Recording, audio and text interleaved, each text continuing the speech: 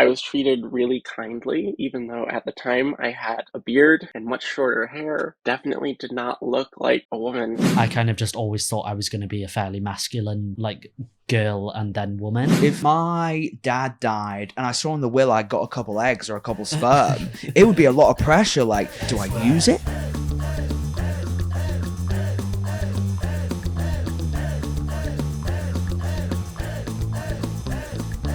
Technology has really kind of taken, well, it's amazing. We are able to talk to people from all over the world. Today we have not just a UK resident, but someone from across the pond. We have Jordan and Ollie here. Ollie is in the studio. Say hi, man. Yeah, hello. And we have Jordan all the way across the pond. Say hello. Hey. Hey. Just to kind of start it off and give everyone some context, could you both, maybe we'll start with Jordan, introduce yourself, a little bit about you guys. Yeah, so I am originally from New York. I live in the States and I've lived in Miami and currently I'm in Michigan, in Detroit specifically. And yeah, I used to be a medical student, thought I wanted to be a doctor. I was going down that road and then I figured out I was trans and I was like, oh wait, life can be fun.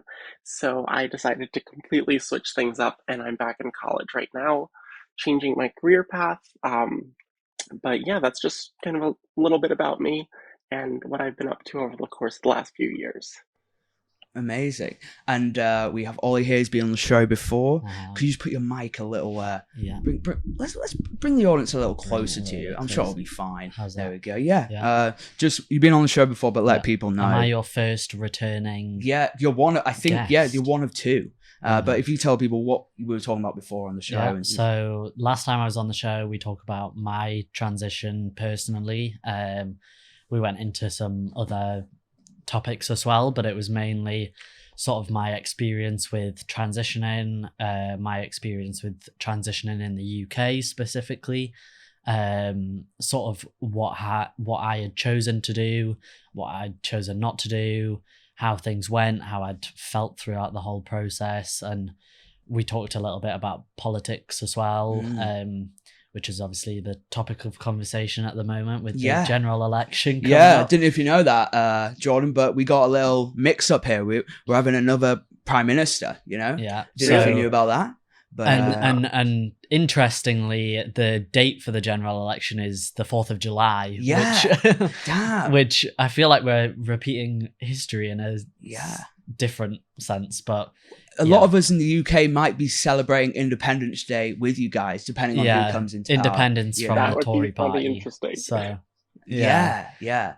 Well, I thought what was interesting today is we've talked Ollie transitioning, from woman to a man, and we have Jordan here, who's done the opposite of that. And I wanted to talk and learn myself about maybe the nuances and kind of the differences. A lot of people outside of the trans community may look at that and go, well, they're basically the same. I want to get into, the differences and kind of how you guys have experienced it. Because I gather, Jordan, that you had your transition much later on in life than Oliver here. Yeah, so let's see. I figured things out for myself in December of 2021. So at that point, I was 24 years old, almost 25. And I started HRT like a month after I turned 25. And so definitely got started a little bit later. And for me, it was kind of this thing that I didn't know was there until I knew it was there. And once I did, it was undeniable. And it was just like every little bit of my past that I inspected, I was like, oh, okay, I've been trans the whole time. I just really kept that buried deep down. And so it took, I think, coming over some hurdles and obstacles in my life before my mind allowed myself to see that. Um, but yeah, I think that starting later in life, a lot of people have this apprehension about it, that they're not going to be able to achieve transition goals the same way that they might if they had started prior to puberty, but that's not really the case. There are people who struggle to get the results that they want with hormone replacement therapy But for the most part, people are wildly successful no matter what point they start at in their transition in their life. Was there anything that stands out to you? You know, you said that you realized there were signs all throughout your life, but that switched it for you, that kind of made you realize that this is something I want to go ahead and do. Anything that stands out to you? Yeah, I mean, in particular, I recall during my second break from medical school, I really was just interested in cross-dressing for some reason. Don't know why. And it was something I wanted to explore at the time. And turns out there was a store over here in Michigan, like maybe 20 minutes from my apartment at the time. And it was specialized towards cross-dressing. Um, it was run by a transgender woman, opened with the sole purpose of being a safe place for people to go and buy clothes that didn't align with their presented gender. And they also offered makeovers, they sold wigs, all sorts of stuff, prosthetic breast forms. And I went there and I was treated really kindly, even though at the time I had a beard and much shorter hair, um, and definitely did not look like a woman whatsoever. But I was treated exactly how I had hoped to be treated, just, without judgment. And when I went there, I got my makeup done, and that was that. As soon as I got home and I could see myself in the mirror with my makeup done, um, I was just, I was hooked. And I was like, this is the Jordan that I want to see all the time. That smile on my face and everything. And I think I spent like a week doing that in secret before filling in my family because I was like, is this what's going on? But yeah, it was just undeniable right from the get go. So it was just like the veil had been lifted off of my eyes. Amazing. How does that compare to your Ollie, your start of your transition, or realizing that maybe you had a problem with how people saw you and wanting to change that? Remind people of kind of that, how that started for you. I mean, I was definitely not feminine in any kind of way from childhood.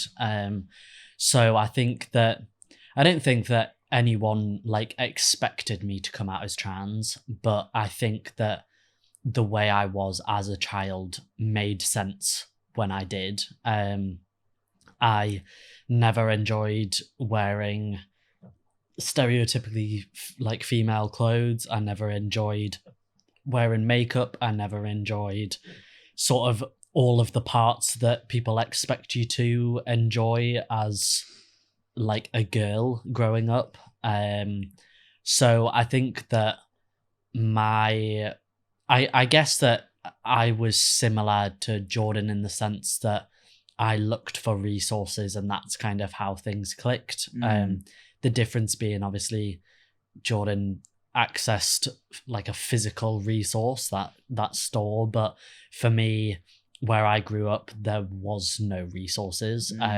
So I did what every child did, looking for answers, and went to the internet and found YouTube videos of people cutting their hair for the first time and people like setting up their camera in secret to like come out to their parents and stuff like that. And the more that I sort of went down that rabbit hole of people talking about their experiences and their transition and how they felt and how they came about their gender, I was more like, okay, this is like exactly how I feel.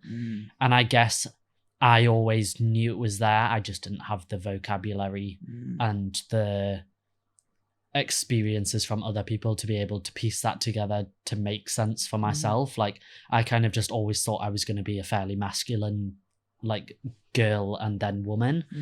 It wasn't until I knew that like trans men existed that I was like, actually, this makes sense to me. And there was definitely a point where before I made any like permanent changes, excluding getting my hair cut, because that was something that I always wanted to do, regardless of where I ended up on the gender spectrum. I just didn't like having long hair. But before I made any kind of like permanent changes, I did have a period where I was like, maybe this isn't like how I feel, and I am just a masculine woman. And then the more that I kind of put myself in that box, the more I was like, yeah, no, this like isn't me at all. Like, this makes sense how everyone else has put it. So fair. I mean, your transition was much earlier on in your life. I think as a teenager, we have different relationships with our parents and friends, as say when Jordan went through her journey, right? So I would ask, how was that? Going through. And many people have different, reactions, opinions on, this across the world. But how was that, and the reaction from your family and friends, Jordan, doing it at that stage in your life? Yeah, it was a mixed bag from everyone I told, but ultimately I was met with support almost all the time.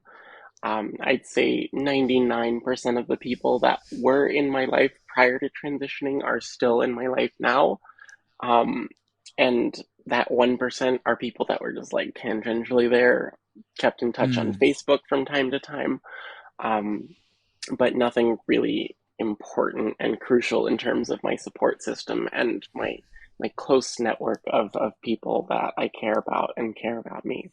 So Yeah. family received me well, my friends received me pretty well. I did have a difficult time with one friend who, it was interesting. His reaction when I came out to him was like, "Oh, I'm not surprised at all." And I was like, "What? How?" And then he had the most difficult time with it out of all of my friends. Eventually, we did get over that hurdle, but it was just interesting that the one who seemed to see it coming had such a tough time wrapping his head around it in the end. But we got there, so ultimately, it's been pretty good. It seems as if maybe at your stage in your life, mid-20s, early 20s, you probably know slightly more about your self-identity than, say, when you were a teenager, on average, right? Everyone's different. But that's why I'd say with Ollie, you were going through a lot of physical and maybe more physical and mental changes in your life at that experience compared to Jordan. And was that hard? I'm basically asking you the same question. Yeah, I mean, I had already gone through puberty, so in terms of like physical changes that were going to happen had happened. Yeah. And I think that, I mean, I spoke about this when I was last on, like, if it wasn't for me going through puberty the first time round, I definitely wouldn't have kind of figured things out. I probably would have eventually, just not as easily. I didn't like the changes that were happening to me because of female puberty, and I wasn't comfortable with them, and they didn't align with how my brain was. So, but if that hadn't happened, I wouldn't have something to feel uncomfortable about, if that makes sense. But a lot of like friends that I was at school with and people that I knew from various different things, like swim, like I used to swim as a kid, so people that I knew from swimming and just different things that I did in my life, I don't think that they necessarily thought it was a huge shock, because like I said, I was never a feminine person. My family, most of them took it fairly easily. Even still now, people slip up, but I sort of just remind myself, like, these people knew me for 18 years as one thing. To them, they've only known this me for like 4 years. So it's gonna be hard and stuff. But again, I didn't have a lot of negativity, and the people who decided not to be in my life anymore, I don't think are necessarily not in my life because of that. I think it was other things that we just drifted apart from it. But I I've never really had any backlash from it or any Yeah. negativity from it. So I mean, humans are not necessarily always good at change, and mm, especially things we don't understand or we yeah, don't know enough about. Um, with that, then, the first thing that comes to mind if you're outside this community, and to some people find quite harrowing for say, is surgery. I mean, lots of people have. They don't even go to the doctor because they don't want to be seen. They don't want to be injected. mhm. What I want to talk to you guys about is your surgery. I mean, we talked about your transition, Ollie. Could you walk us through how you found that experience in America, Jordan? Because it would be fascinating to see the difference between how it is treated in America compared to the United Kingdom. Sure. So like I mentioned, I kind of figured all this out in December of 2021. And I got my family involved pretty quickly. First came out to my sisters and then my parents, all within that first like week and a half of having figured things out. And that was really to my benefit because my mom encouraged me to find a therapist to work with. She was definitely hesitant, like didn't see me as trans at the time. Now it makes perfect sense to her, but at the time when I was coming out, she was like, "Yeah, I don't know, I just don't see it, blah blah blah."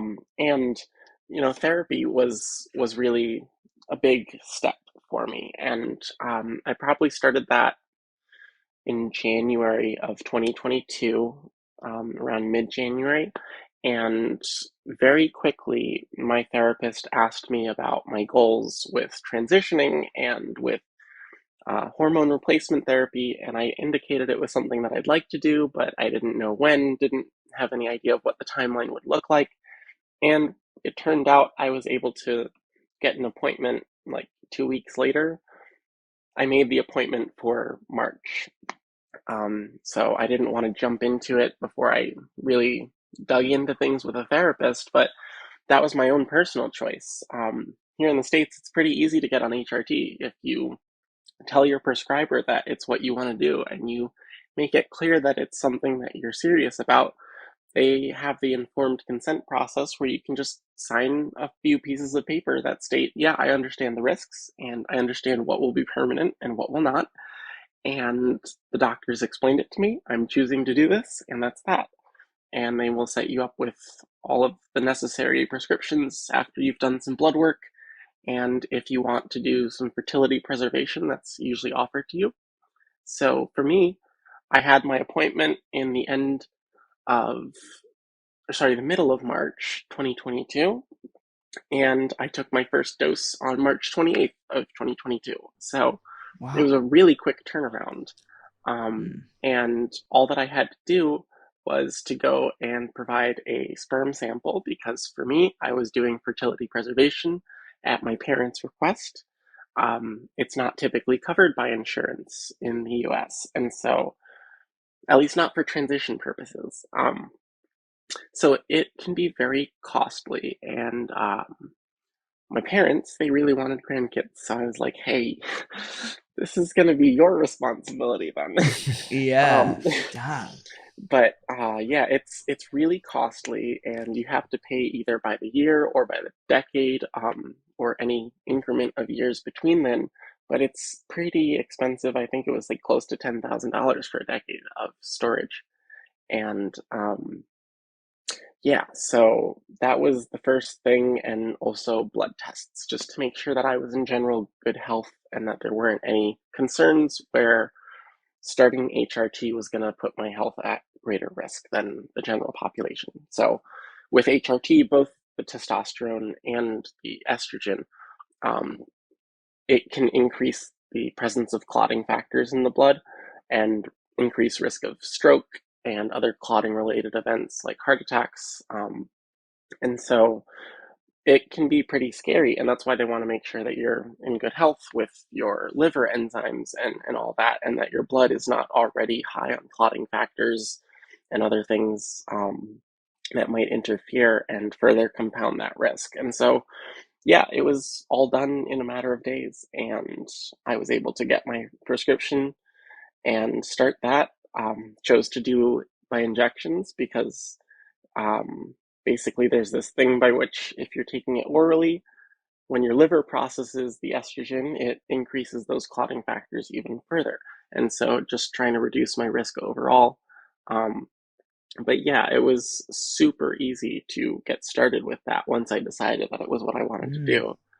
And that's amazing. yeah, I haven't had many hurdles since then. And even further, when I turned 26, I lost my parents' insurance because that's how it works in the US. I'm not sure about over there. Yeah. But Well, that's what I was going to ask Oliver was what is your reaction to that? Yeah, You've heard that and it seems drastically different yeah. to your case. I mean, I was able to get on hormones quicker than I thought, but it was a very strange and special circumstance. Our university doctor, actually, I called them up maybe like October 2020 when we'd started uni. I needed a doctor's appointment, and I, when we registered at university, we were then automatically registered at our uni doctor, and the name was different. And so I called them and I said, "Hi, I was just wondering if I could change my name for the doctor's records." right. And they were like, "Yeah, can you give us a reason why?" I explained it was because I was trans. And they were like, "Oh, are you on hormones?" And I was like, "No, I've considered it." And before this point, I had been in therapy for a year and maybe just over a year, like a year and a couple of months. But I started that therapy when I was under 18, and it was a children's therapy clinic. So I was discharged at 18 and referred to an adults clinic. And obviously the main difference between the US and here is our default is the NHS. You can choose private, whereas over there it's all private. There isn't a default, that's what it is. And obviously you have the option of having things covered by insurance if they do that.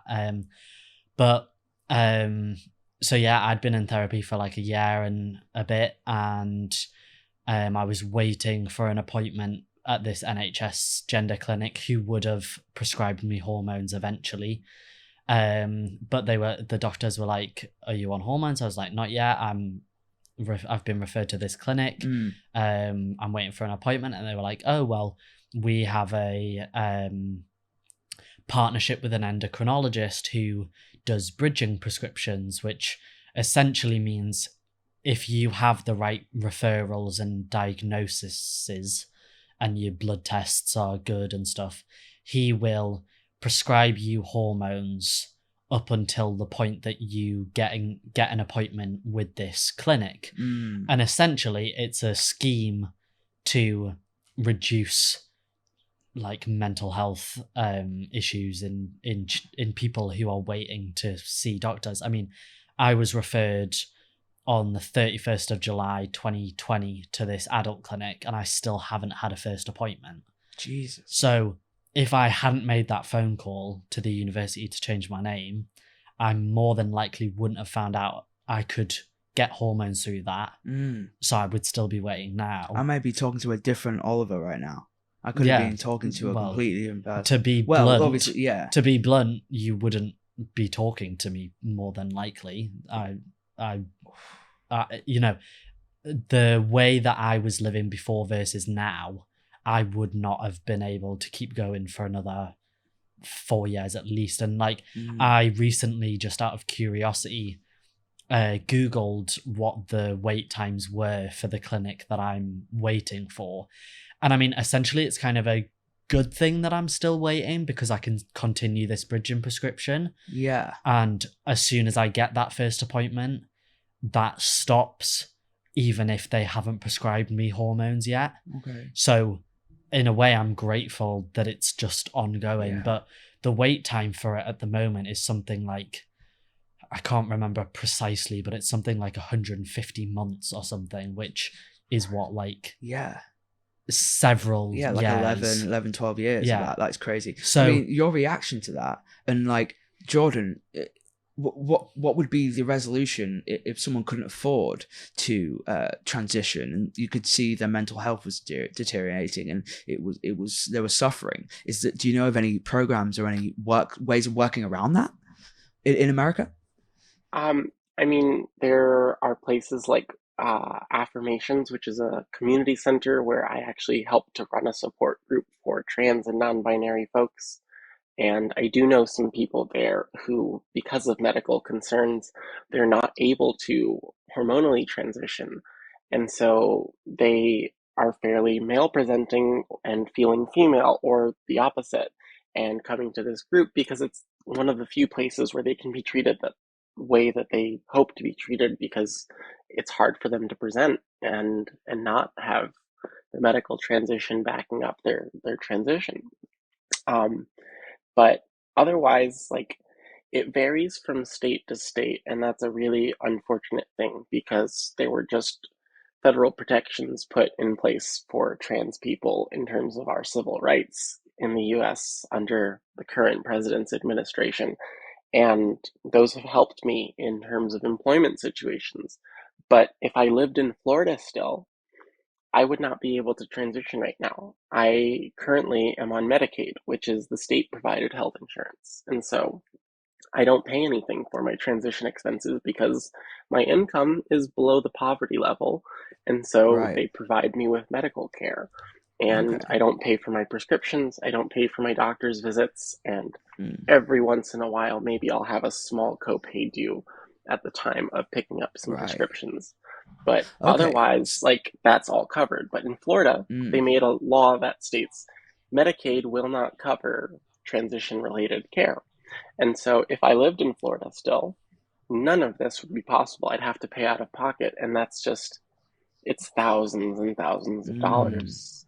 So right now, the main uh, money you're putting into this is the storage of your fertility. Is that where mainly the costs have been so far for you? That surprises me because, just me, someone who doesn't know anything, little to nothing about this. I think of America and I think, medical bills, things like that. But the more I looked into it, there are some ways of working around.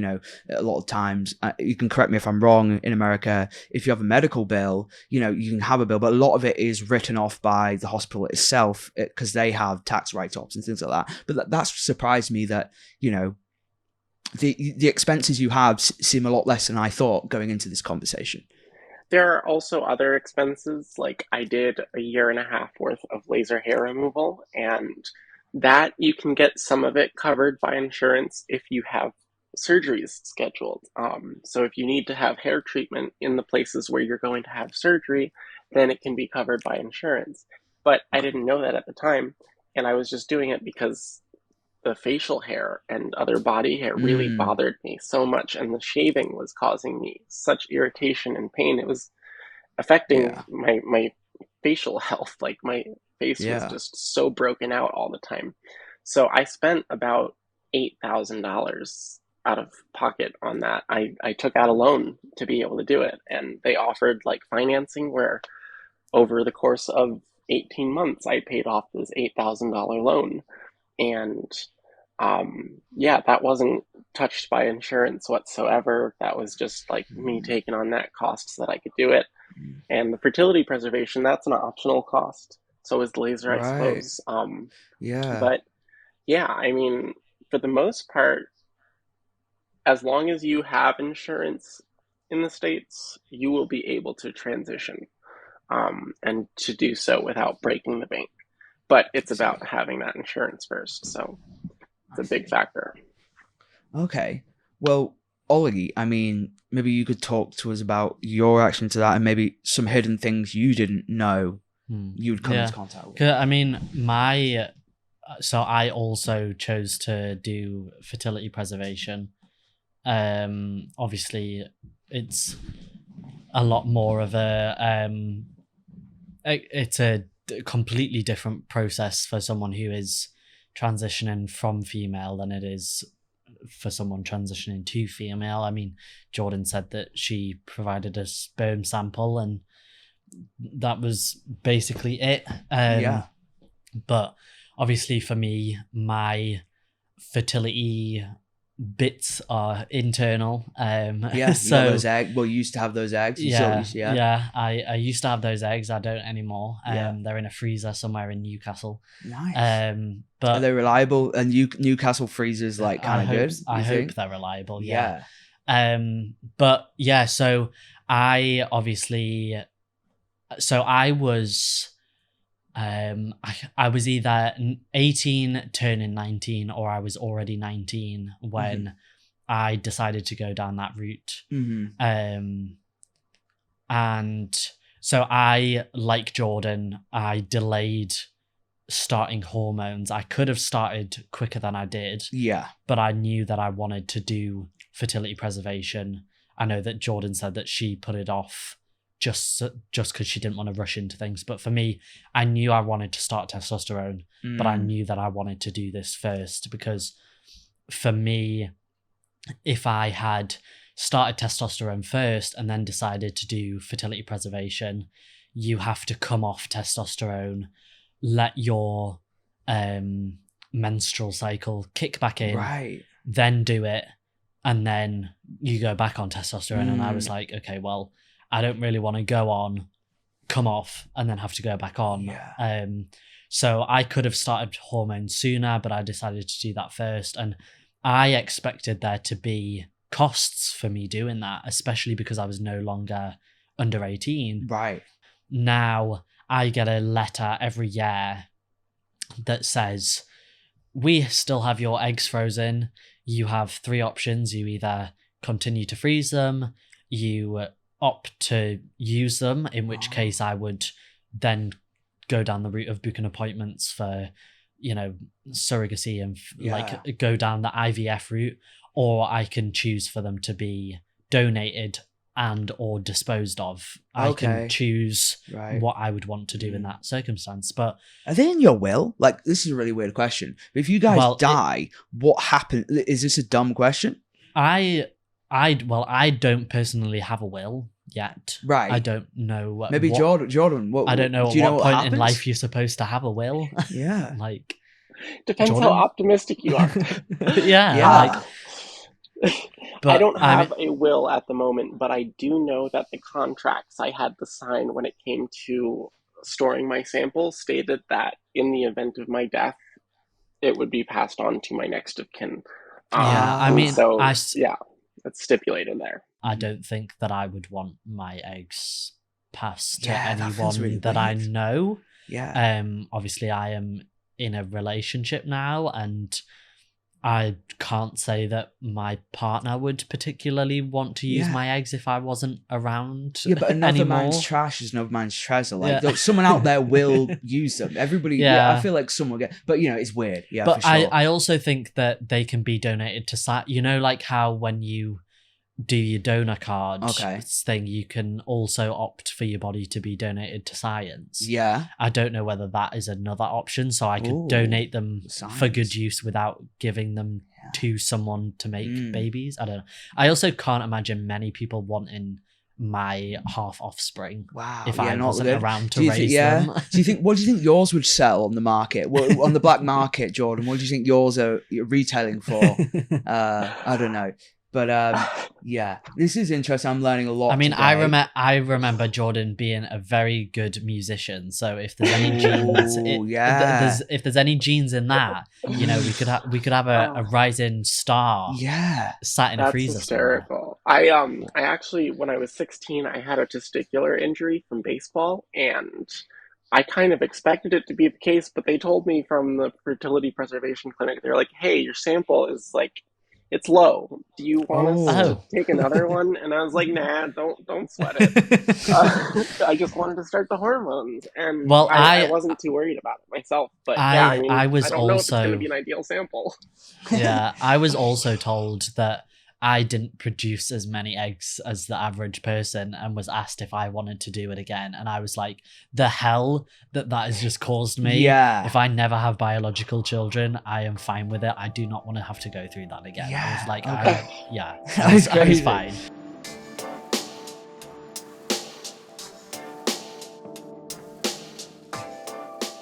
I mean, we were talking about, the storage of eggs. How common is that? like Jordan, is that a thing everyone before transitioning? Like, It's is that definitely common? some Is that common? it's definitely something that is offered to people, especially if they're going through the whole informed consent procedure. It's going to be part of that informed Mm, consent process because there's the risk that taking the hormone replacement will reduce fertility, and that's not really a risk. It's a guarantee for the most part, and the risk is that they don't know if coming off of it gives you the same level of fertility that you had prior. mm, Um, so they definitely make it available to people, mm, but I think the cost is a big turnoff because, again, for the most part in the States, it's not covered. mm. With University of Michigan, where I did my transitioning at first, they offer, I think it's about a 60% discount on the services because they have a contract with this storage facility in Wisconsin, so a couple states over. Um, Mm, but they offer heavy discounts if your insurance won't cover it because they want to encourage people to be able to do that if they should want to, because it's mm, important and you don't know how your feelings are going to change on that. At the time, I was like, I don't really care about having my own kid. I had just come out of a marriage where I had a stepchild, and I was like, I love that kid all the same. I don't need to have my own kids. And so I wasn't all that concerned about it. But mm. through Yeah, transitioning, I found that like I do want to have my own kids. yeah. So I'm glad I I did it. found the same thing of like I mean, I was 18, so I was definitely not in the position to be thinking about having children of like anytime soon.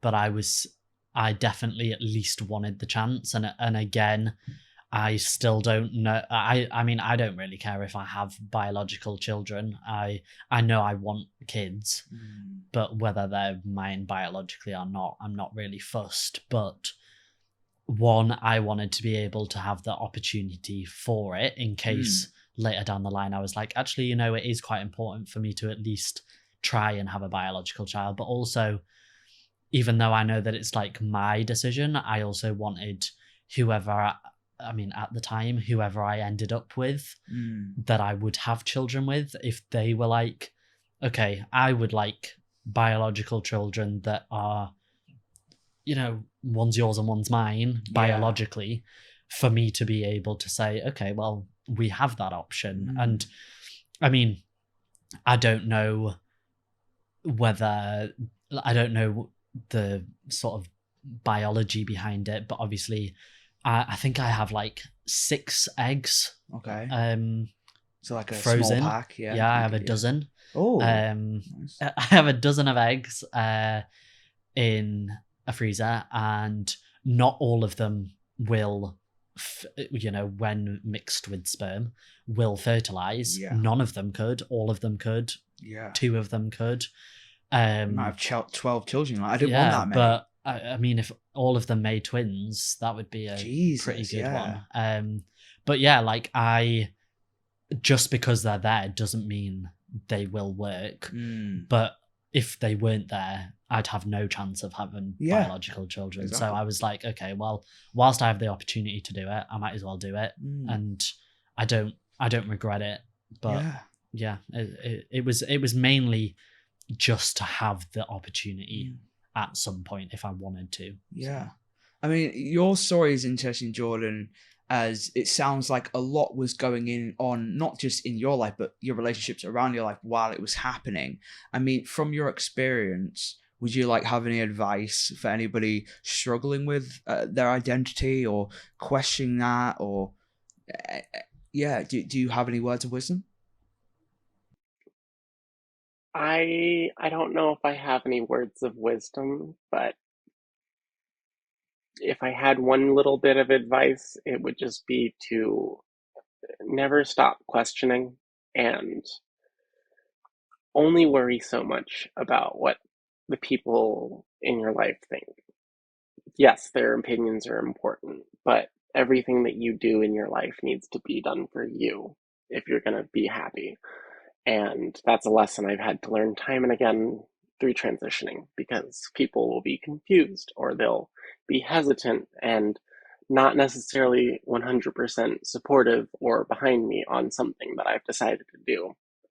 And it's just important to keep in mind, like, hey, I'm making these choices for me and nobody else. Yeah. And it's for my happiness. Yeah, it does seem like it would be hard for someone who's got a lot of, there's a lot of people with families who oppose a lot of expectation or things like that. And I'm sure there's many people out there who have had that family that maybe caused that transition to be slower or never even went into it.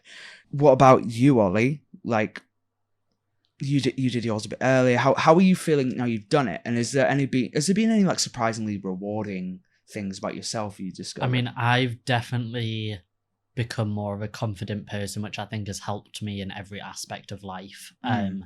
Whether it be like in jobs or relationships or like even just relationships with family members and stuff. Because I was so stuck in my head about how I was feeling about things, I was very closed off. And I think for a long time, I just came across as quite shy. Right. But actually, it was just the fact that I didn't really care to socialize because I wasn't socializing as who I wanted to be. Were you guys seem different? Like dating as a, as you used to be a woman, now you're a man, dating in that regard, or vice versa with you, Jordan? I mean, I have always been fluid in terms of who I like. I've been with, well, it was boys at the time because I was young, and girls and men and women, and everything in between. I think the main thing that I found difficult with dating early on in my transition was that I didn't know how to be a boyfriend. Wow. I know that this comes with like stereotypical gender roles and stuff, but like when I was sort of first coming to terms with who I was and how I was comfortable, I definitely kind of put on a show.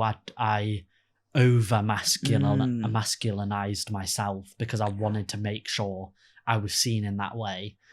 But that then came with when I was dating and I was trying to sort of be with people, I was having to be that too. But I'd never been a boyfriend before. I didn't know how you're supposed to act, and I didn't know what you're supposed to do. And now, I mean, I don't really care. I'll be whatever I want to be, and if you like me for it, great. If you don't, then you're obviously not the person that I'm supposed to be with. But like, I'm very comfortable now in my role as a man in a relationship, and I'm very lucky in the fact that my partner also fits under the trans spectrum, so that we kind of can have very open conversations about how I feel. Because, we've had lots of conversations where I've been like, I want to be the man in this relationship, but I'm not super comfortable with the way that men are in relationships. I'm not the kind of person who's going to sit down and be like, okay, I'm the man, so I'm going to pay for everything. And that's what I was going to say. Like, all of a sudden people are expecting you to fix cars. I don't know cars. Like, I've never done cars. I wouldn't know the first thing to do. Like, Jordan, as soon as you're a woman, everyone's just expecting you to clean the kitchen. Like, what the hell's going on here? Like, I show up to mechanics and I tell them that I tried working on my car, and they're like, oh my God, that's amazing. In a weird way, do you find that subtle bit of sexism? Like, people are, damn. But in that, just like going off what you just said, Jordan, I sometimes get a kick out of it's not really misogynistic when it's against men. I feel like misogyny can only really go towards women. Right. But a little when people say things to me that are directed because I am a man, Yeah. I get such a kick out of Yeah, that little win. because I'm like, okay, you see me as a man, that's great, but then also deep down I'm like, I have no idea what the fuck you're talking about, because Yeah. I lived for 18 years as a girl and a Yeah. woman and didn't have to do Yeah. any of what you're just talking about. Like, I can't remember what it was, but it was at work. I mean, I don't know. You can choose whether you want to put this in or not, because like. What's it So gonna be? I looked after 2 of the dogs the other night. Okay, so Ollie works at Jordan, for exclusively context, I pub. work at a pug cafe. Okay. So I had 2 of the dogs, and these dogs are very comfortable with me now. And obviously they were in a completely new home. Jack was there. Oliver was there. And they weren't comfortable being left with just those 2 because they don't know them. Your friends didn't want to look after those dogs. So I was getting up in the morning and I needed to take a shower, and I left them in my room. And as soon as I shut the door, they started whimpering and everyone else was asleep. And I was like, they're going to start barking. They're going to wake everyone up. Yeah. So I took them into the bathroom with me. I had to. And they sat down on the bath mat, and our shower curtain goes sideways across the bath, so they were sat behind the shower curtain, so I was fine. And then all of a sudden I look whilst I'm in the shower, and they're both sat at the end of the bath just staring at me whilst I'm taking a shower. And I know they're dogs, so it was fine, but there was part of me that felt very awkward about the fact that I was having a shower and these 2 pugs were just sat watching me. I mean, dogs are commonly known for just watching people while they have sex, and they're just cool with it, right? I mean, do you have a dog, Jordan? You experienced this? I don't currently. I grew up with dogs, but I have cats right now, and they also watch while you're having sex. I've always felt weird that animals, like, are we just okay? We just let animals let us watch us have sex? But I felt like really uncomfortable with it. And the next day at work, I was telling the owner of these 2 pugs like what was happening, and she found it so hilarious, because obviously her dogs, when they're at home, they're happy to just sit on the sofa and chill while she and the rest of the family have a shower. And one of the other owners of the pugs said to me, like jokingly, she was like, oh, like you could have given them a good show. You could have helicoptered for them. And I was thinking, that is such an inappropriate joke, but it's so funny because I physically cannot do that. Yeah. But to her, it was so good because she just looks at me and she doesn't know.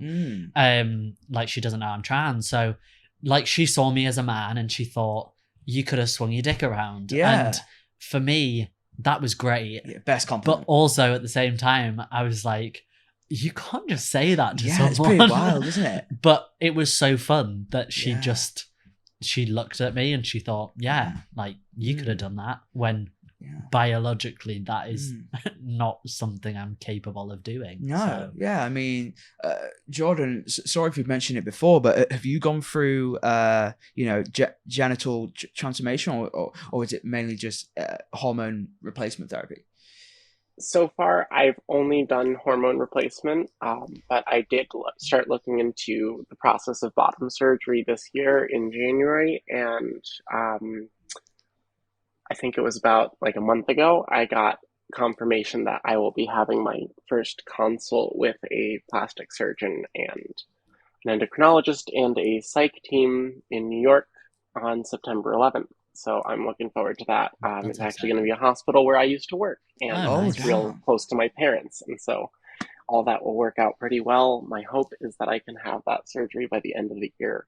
Amazing. I mean, you'll have to keep me updated. I love keeping in touch with people I interview and getting back on. So definitely keep me updated on that. So just a question for you, Jordan, and feel free obviously not to answer this, but so for me, I've always kind of had this outlook that for trans men, in terms of that body part, it's easier because for me, if I want to, have sex in the way that cis men do, or I want to just appear like I have something in my pants, it's easier because I can add something. Whereas for people who are transitioning from male to female, that's not as easy. So for you, like when you started to come to terms with who you were and when you started figuring things out, was that always something that was on your mind as a goal, or is that a new thing that's come about, whether it's just that you've started feeling less comfortable or that you've just only now sort of like got interested into thinking about it, or like was that always something that was on your mind to do?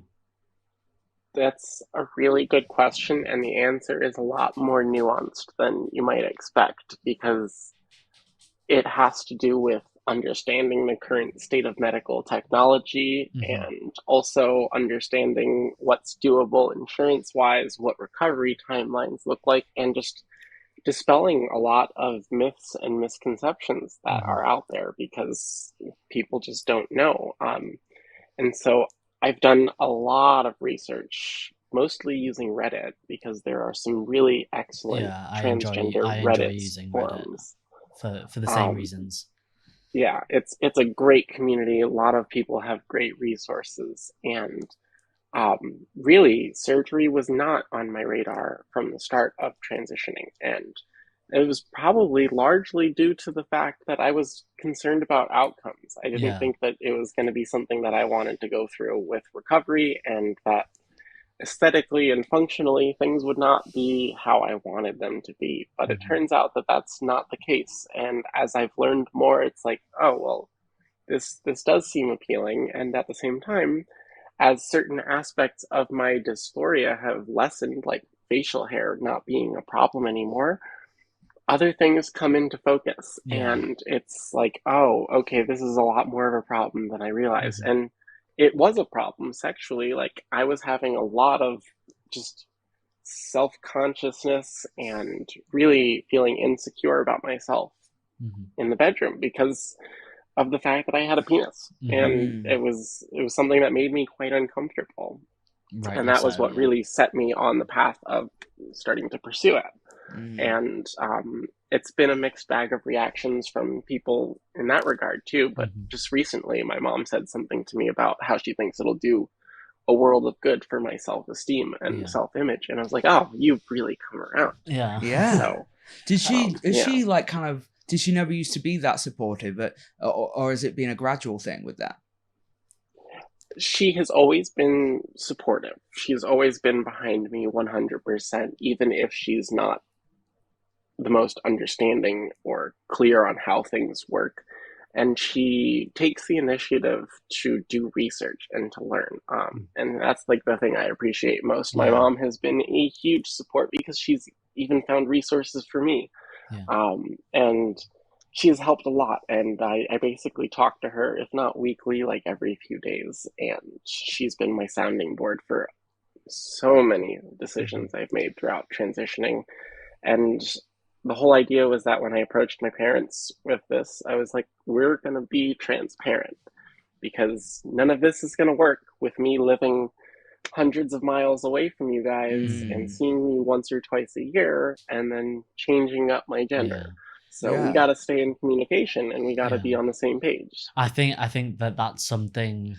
Basically, everything that you just said is something that is very similar to both of our transitions. Like my, I've made a pretty firm decision that I I am complete with my transition in the sense of I don't want to do anything further. I obviously will continue hormones for the rest of my life, so that will things will still constantly change, but I have made a decision that I don't want bottom surgery just because of what I am and aren't comfortable with. And like I said to you just then, it's kind of easier for me to navigate intimacy and things because I don't have something to take away or hide. It's more that I need something to add on. Yeah. But what you said about like dysphoria and it kind of reprogramming once other things change, I agree on that. Like I was very insecure and dysphoric about my chest. I didn't have a big chest by any means, but it was definitely something that was noticeable. And as soon as I had top surgery, I felt incredible, and I had this body that I was for the most part, gender-wise, I was happy with. There were obviously other insecurities that have nothing gender related, but I then, as I got used to the new part of my body, other things crept in, and I was like, okay, well, now basically from my top of my head to my hips align with who I am. Yeah. The rest of me still don't. And that became more of a, not a concern, but more of something that I thought about often. Like, prior to top surgery, I basically didn't think about my downstairs area at all. Like, it wasn't something that ever crossed my mind. I was never really uncomfortable with it. But now that's basically the only thing that what's the word? Differs from me to a cis man, like from me to you, Eddie. Yeah. Apart from my internal organs, but no one sees those. No one sees them. We're not going to get an X-ray machine out. I mean, that reminds me of plastic surgery. You know, there's a tendency for people to get rather addicted to cosmetic goals, chasing something that is maybe a never-ending in path. I mean, obviously there's much more practical reasons behind transitioning compared to cosmetic surgery, but there's many overlaps. I mean, you were talking about you were going to see a cosmetic surgeon. Do you think, are you in the same way, Jordan, where, like, do you think after your surgery you get that done, you'll be content, or is this something that never, and it's always a journey that you'll be chasing? What do you think about that, Jordan? I think it varies from person to person, just like it would with any cis person who's considering getting surgery for cosmetic purposes or otherwise. I have met friends who have had plastic surgery, and it's fixed one thing that they felt was a defect about themselves, and that was that. I've had other friends who they've gotten multiple surgeries, and these are all cisgender people. And then in terms of the trans people, I see on the Reddit that I'm a part of that there are people that just want to have procedure after procedure after procedure because they don't feel satisfied with their appearance. And I mean, that's okay. I feel for them that they can't really achieve this point of feeling complete without surgery, but what they're gonna do, they are gonna do, and I'm hoping that for me this can be the last surgery that I will ever have to have in my life. But at the same time, I am insecure about things like the size of my breasts. My mom and both of my sisters, they all have fairly sizable breasts, and for me, with my broad shoulders, having small breasts, it feels very disproportional, and it's a source of dysphoria for me quite frequently. I will just stand there in the mirror looking at myself like, And I mean, there are other things, like subtle things about my face that I don't really feel all that great about. And there are facial feminization surgeries. And people go as far as to have ribs placed in different areas so that their rib cage looks more feminine, or a rib removed entirely. There are procedures to break the collarbones and shorten them so that your shoulders aren't so broad. And these are more experimental and new procedures, but they're there, and there are options, and there are things that I've thought about because the dysphoria is real. And ultimately, I have come to learn that there's a degree to which I need to learn to love myself too. Yeah. And something as simple as like makeup. Yeah. Right. I've found that part difficult too. It's okay, what is this? Is it the fact that I don't love this part of myself because of my gender, or is it I don't love this part of myself just because it's something that bothers me? Like, for me, I'm a fairly slim person. I used to have a lot more weight to me. But one thing I've always been insecure about is my hips. And I find that a lot, whenever I put a bit of weight on, it seems to just go to the hips. It's if I could, I don't know, have more of a stomach, I'd choose that over my hips, because when I sort of feel my hips, it's not all fat. It's the fact that my pelvis is just Yeah. wide, but that comes from the fact that I was born female, so Mm. my body is prepared to bring babies into the world, so that's Yeah. biologically what happened. And there's been a lot of debate within, like, just to myself of, okay, is this an insecurity because it's an insecurity, or is this an insecurity because it makes you feel feminine because I have wide hips like females sometimes do? And like, I've looked into getting like liposuction, where I have the fat, because basically if all the fat from my hips moved up slightly, it would sort of square my body out, Right, so yeah. that would it would appear more masculine, which is a fairly easy thing to do. People do that a lot. But I'm also like, okay, or I could just hit the gym and I could lose weight. Right. But then I'm like, okay, what if I lose weight and then my hips appear more because it's kind of just bone that's there? I mean, this is and new to it's me. just finding that ground of like, okay, no one is ever happy with how they look. Like, we're human beings, we're all self-critical, we all hate parts of our bodies, whether it's because of your gender, whether it's because of something someone said to you and it's stuck with you for the next 5 years of your life. Like, everyone has insecurities, and I think it's just different for people who are trans to find, okay, is this an insecurity like everyone has? Yeah. Or is this an insecurity because it doesn't align with how my brain is wired? Like, and who's to say that being insecure about nothing to do with your identity with gender, but, you know, I don't like my legs, I want to change my legs. Why would that person be treated slower than, say, someone who's getting something done for gender? Like, these are all like moral things that, like, what do you prioritize? I'm sure the NHS and maybe the you know, the hospital systems in America, they probably prioritize certain things over just because of that, and the motivation behind it is a lot of the. What is the level of assessment? Because I get the sense that your guys was pretty smooth.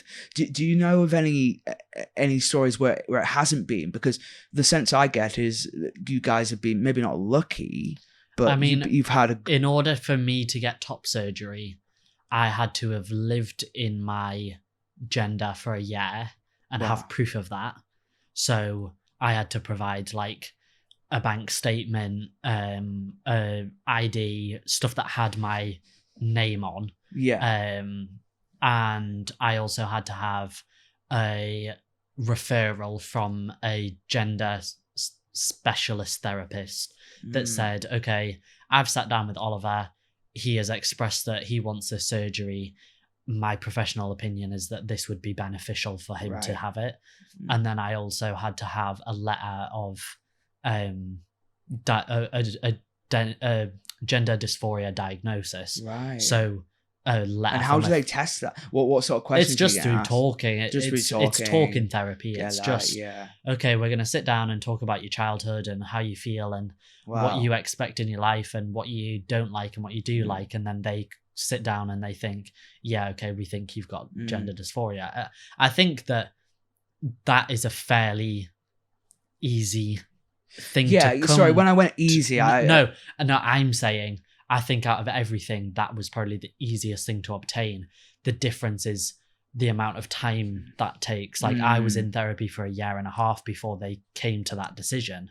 Yeah. So some people, I imagine they could probably walk through the door and tell a lot of not story, like anecdotes of things that have happened to them and things they've done and whatever, where someone could easily say, yeah, okay, we can already see how you feel and what we think the diagnosis is.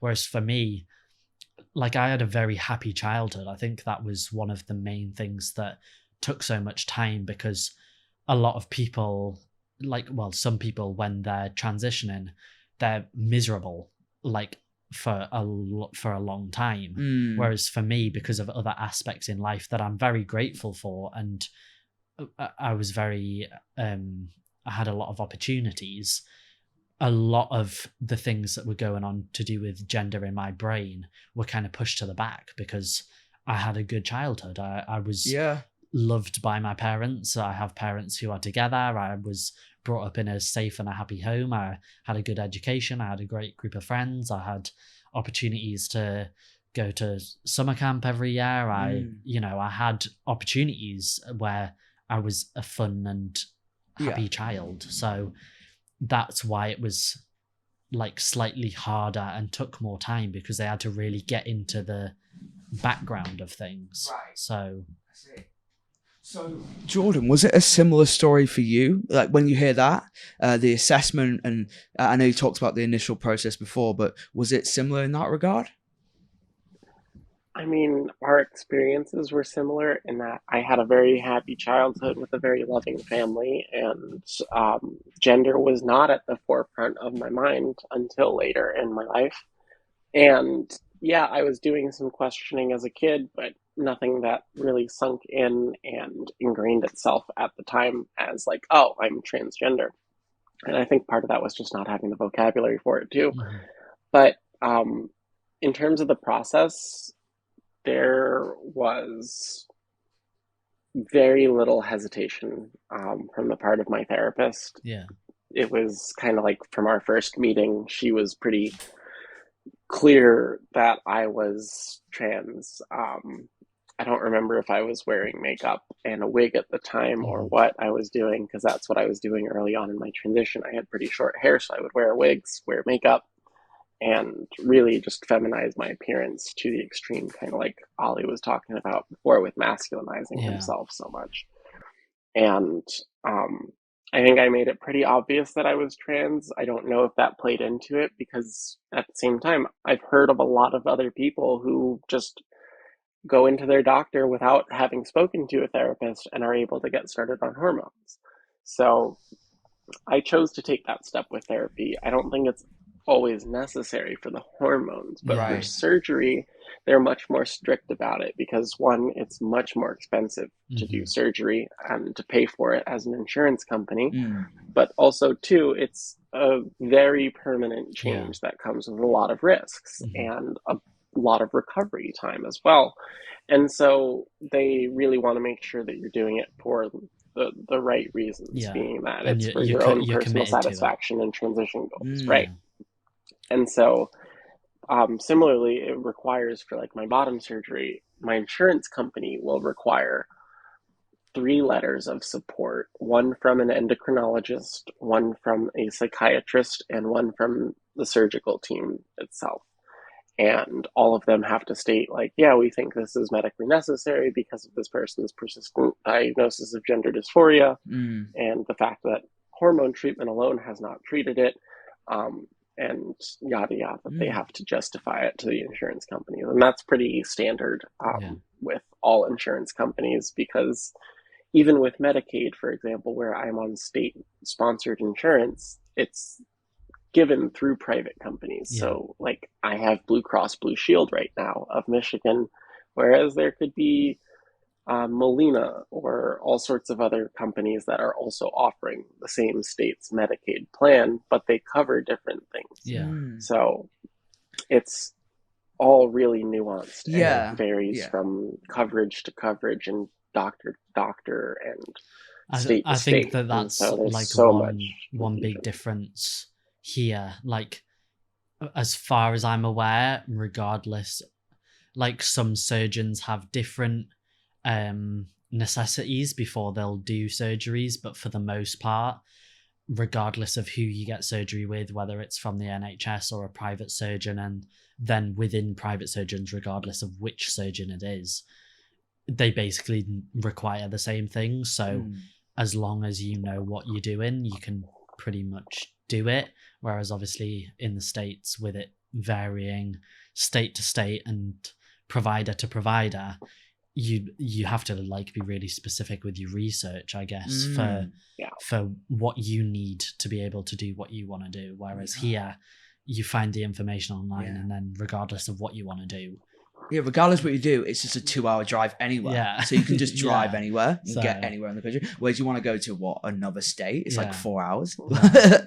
For me to go to New York, it's a 10-hour drive. Yeah, that puts things into perspective for us in the UK when we're moaning about a 40-minute commute to work, you know? Yeah. I think every time you hear British people moan, we need someone like you, Jordan, to just go, for me to go visit my family, I need to do a hike and I may die to get there, you know? Yeah. No, thank you guys for talking about it. It's And 600 you're right. miles. Yeah, that is crazy. It's a very nuanced thing. And I think talking to two people who've gone through it personally, it would be very hard. It's a very different conversation that you hear maybe on these short form media. You know, you've got everybody's trying to hit statistics. You know, they're trying to put their point across. How do you guys think the state of the world is now? Do you guys feel comfortable? Do you guys feel more comfortable than, say, 10 years ago?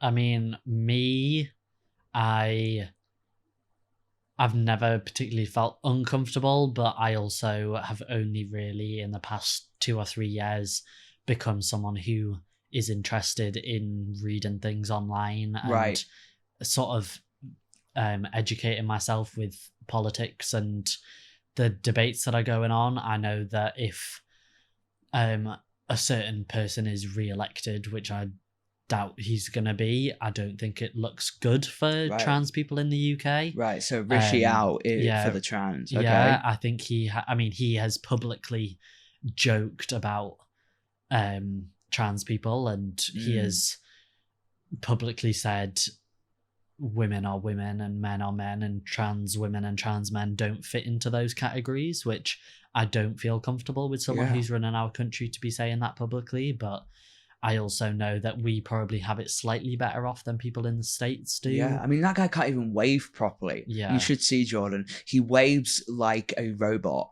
Like, his waves are at a rate at which, like, it's not even a wave. It's just kind of like, he's a weird guy, Jordan. I'm glad you don't have to deal with him. We're hoping he's not. I don't know where I stand politically on that, but Jordan, what's your response to that? How do you feel about the state of the US or just the world right now? Again, it keeps coming back to the fact that it really does differ from state to state, and the federal government only has so much say in what we can do in our daily lives and with our medical care. But obviously, Trump has been vocal about wanting to ban gender affirming care of any sort, and there's this whole thing that I've been hearing about and not really reading too much about called Project 2025, which apparently is the Republican platform for this upcoming election, and hopefully them not winning, but in their eyes winning. That's what they'd like to accomplish, and a big part of it is abolishing gender affirming care. So that is concerning. What would happen if that got implemented? What do you know? What would happen if that came into effect? I don't know what would happen. Honestly, I think that here in Michigan, I'd probably be okay. And if I went back to New York to be with my family, I'd probably be okay there, because New York is like the most liberal area you can be. And I don't think I'll ever have any issues as a trans person in New York if I should go back there. But the rest of the country, I'm not sure. I mean, I have a neighbor just 2 houses up the street here who flies a giant Trump 2024 flag outside of their house, and they don't know that I'm trans, and I keep it that way. Yeah. And, it's not that uncommon. And in the Midwest, you have your blue areas around the cities, and then it gets red as soon as you get outside of the urban area. And just to bring it in context, Democrats in the urban areas, Republicans in the less urban areas. And there are a lot of them. It's pretty split, unfortunately. And I keep it quiet that I'm trans. I put on a much more feminine voice than I'm using right now when I'm out in public. And I really don't make it clear that I'm trans, because I don't know how people are going to interact with me. For the most part, people are nice, but I just never know. And to that end, I don't always feel safe. it's different for trans men versus trans women, but trans women, we lose a lot of muscle when we Mm. transition. Um, so I used to be pretty strong and athletic. I'd like to think that I'm still fairly athletic and for my size, decently strong, but I have nowhere near the strength that I used to have. Like just lifting my cat's box of litter when I have to go refill it at the pet store, that tires out my arms like nothing ever has. And it's like I used to be able to lift much heavier objects for much longer. So if I had to defend myself, I'm not so sure I'd be able to. Mhm. And that's a frightening thing. And so um, yeah, I do have to consider stuff like that, and especially with the whole political climate and the way people get at each other's throats over this shit. I just try to keep quiet and lay low. And Mm. like Oliver said, he just started reading the news more over the last couple of years. I've done the opposite. It's the news is depressing, Yeah, Mm. and Yeah. I I stay definitely out of it. around certain topics choose to ignore things because you know, when you wake up and like, I mean, this is for any sort of person with any sort of mental health issues, whether it's depression, anxiety, anything. I You know, waking up and getting on with your day is hard enough, but waking up and opening your phone and seeing that politicians have had another debate about whether your existence is right or Yeah. not kind of puts a downer on the rest of your day.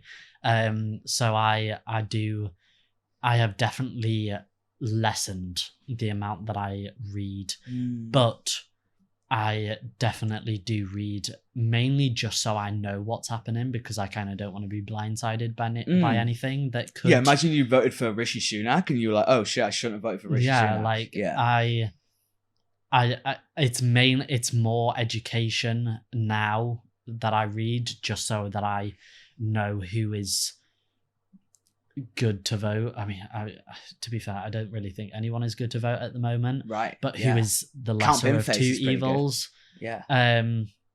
But yeah, it is difficult seeing Yeah. people arguing about whether I should be allowed to Yeah. live my life the Especially way that I when you want know to. people. Like for me as well, it's a very different thing. Mhm. When you, like I said before, if we didn't have this hour long or however long we'd be able to talk, and we just saw what we see on the news, I think that's why we need to have more conversations like this. And Mhm. this will. Is there anything you guys want to raise awareness for? I mean, Jordan, thank you so much for coming on. Ollie, is there anything you guys I can leave in the description or promote for you guys to kind of help in that regard? Jordan, anything you maybe any websites or anything like that? It's okay if not.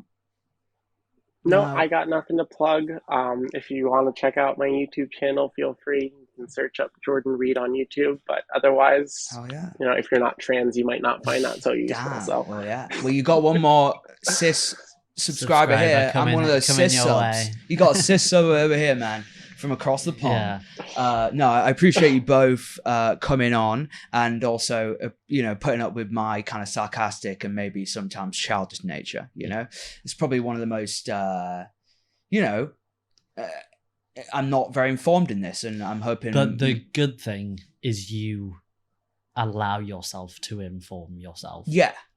There's lots of people who aren't informed, who would never choose to sit down and say, you know what, actually, because Jordan, I'd just like to say, Eddie was the one who thought this would be a good idea to have this conversation between me and you to get the differences and educate and also yourself. a stage in life as well. Yeah. You guys are doing it at completely different times in life. And there's not very many cis people, but cis men more, who would think, you know what, actually, I'd like to educate myself by sitting down and having a conversation with two trans people who have had completely different transitions at different stages of life in two different countries, so that I can learn more. Like that, you should praise yourself for doing that. Well, thank you guys for sharing your story and going through, some of it. Can't imagine it's easy, and going through that and being able to talk through it with me. I being Eddie Dodds. We got Jordan Reed and Oliver Frater. We are on all social medias, YouTube or Spotify, if you guys want to follow. And yeah, appreciate you guys listening, and we'll see you next week.